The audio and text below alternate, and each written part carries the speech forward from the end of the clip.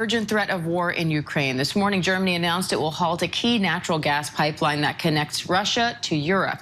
This after Russian President Vladimir Putin recognized the independence of two separatist regions in Ukraine and ordered Russian troops to those regions. The United Nations held an emergency meeting overnight, and the White House says the administration will impose, quote, significant sanctions on Russia today. Chief Global Affairs anchor Martha Raddatz starts us off from Lviv, Ukraine.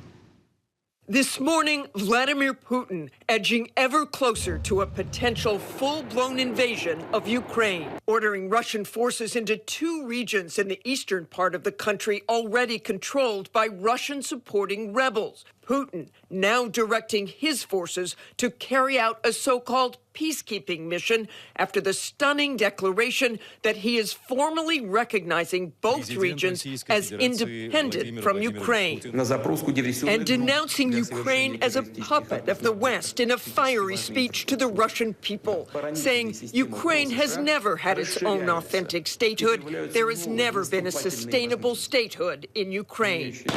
Immediately after the speech, what appeared to be a pre-planned display of fireworks in one of those regions arranged by the Kremlin. But the move immediately met with a chorus of condemnation. The White House issuing initial sanctions, promising to announce more significant ones today. And the UN Security Council convening overnight for an emergency meeting. Allied countries blasting Putin's actions as a violation of international law. We must meet the moment, and we must not look away.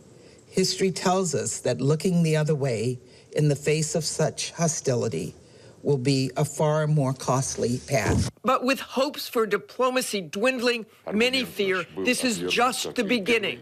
A dark sign of what is to come. The two breakaway regions within Ukraine already embroiled in a long-running battle for control between Moscow and Kyiv may now become a launching pad for the Russian military to invade deeper into the country. The amount of combat power that we expect Russia to bring in there, we're talking about significant destruction, significant loss of life, increased number of refugees on both sides. Now virtually surrounded by more than 150,000 Russian troops, Ukraine's president urged to flee Kyiv. The U.S. Embassy's skeleton staff already moved from the capital Kyiv to here in Lviv. Late last night, moved over the border to Poland for security reasons as a possible invasion looms. The embassy staff has now returned here to Lviv, but it may not be for long, given the threat. Diane? All right, Martha Raddatz in Lviv, thank you. And for more on this, let's go to ABC News senior investigative reporter Aaron Katersky in Lviv as well, Ukraine.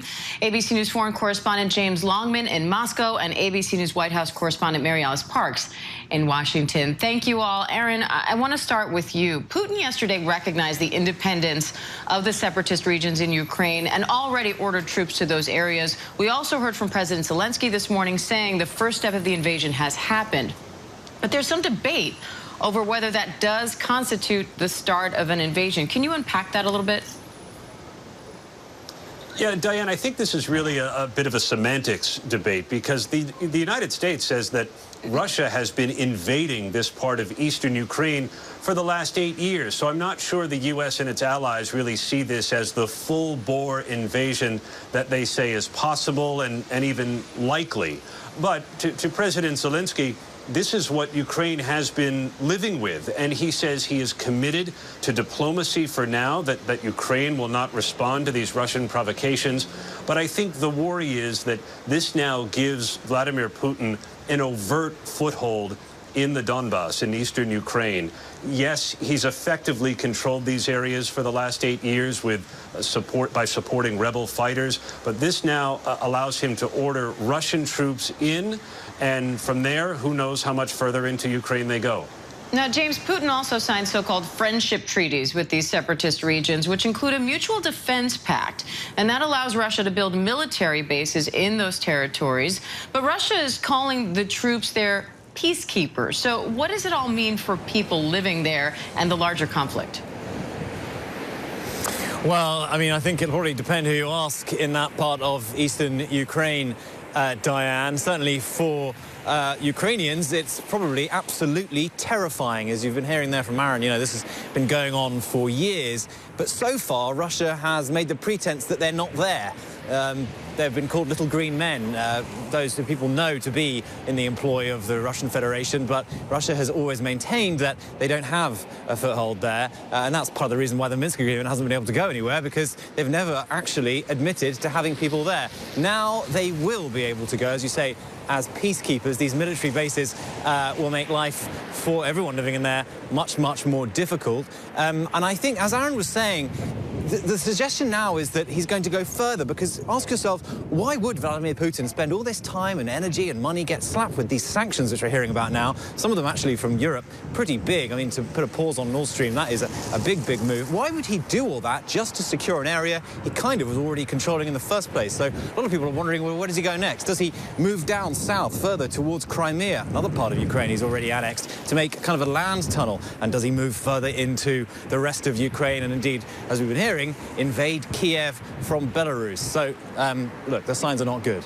And James, Putin also spoke this morning, kind of addressing the question that you're asking. He said that there's been speculation that Russia wants to rebuild the Russian Empire in its imperial boundaries, but that absolutely does not correspond with reality. So if that's not the goal, then what is here? That absolutely does not correspond with reality. Probably the most ironic thing that I could possibly imagine Vladimir Putin saying, because everything that is happening on the ground there, he has basically denied in the kind of pretty relentless Russian disinformation campaign. He is trying to rebuild a former Russian empire. And it's not just this crisis that shows us that. If you look at the Georgian war in 2008, basically exactly the same thing happened.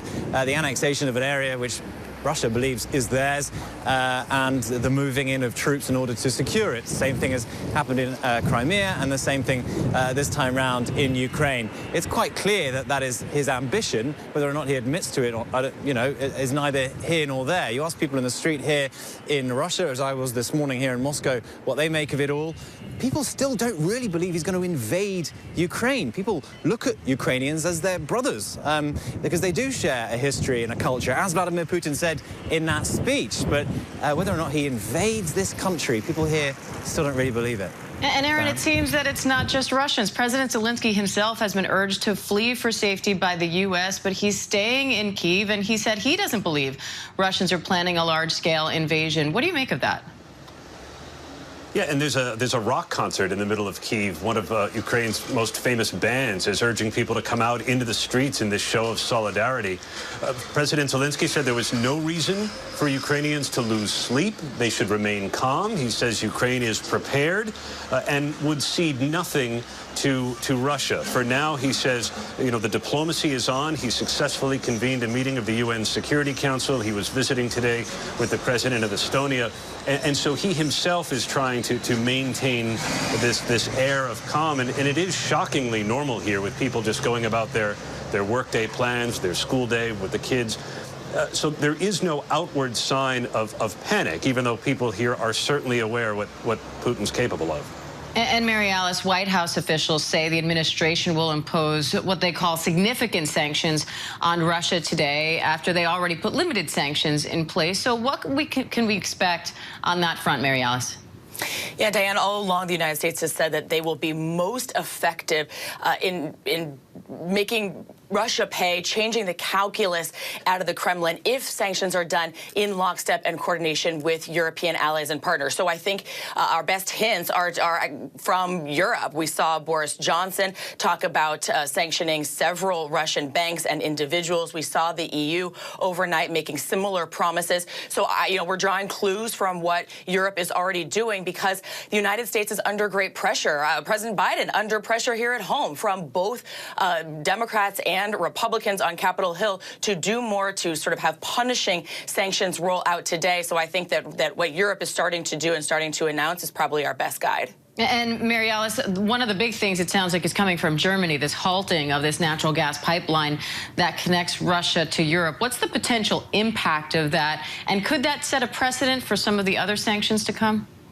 Yeah, this is incredibly significant. Obviously, many senators on Capitol Hill had been urging the White House to put more pressure on Germany to cancel or suspend certification of this pipeline. Already, the White House was very hesitant to do that. The White House did not want to upset Germany. The White House has wanted to make sure that Germany would be working alongside the United States in rolling out any additional sanctions. So the fact that Germany is taking this step, is pausing certification of that pipeline, is actually a really good sign for the White House. It's a sign that Germany is willing to move with them. You know, the greatest test right now for the West is whether the West will stick together. And so the fact that Germany was willing to sort of make this announcement overnight, this early on, before we're seeing, like we've been talking about, sort of Russian tanks moving further into Ukraine, the fact that Germany was willing to sort of make this bold announcement is a good sign that the West is planning to, for now, continue to work together. All right, James Longman in Moscow, Aaron Katursky in Lviv, and Mary Alice Parks in D.C. for us. Thank you all.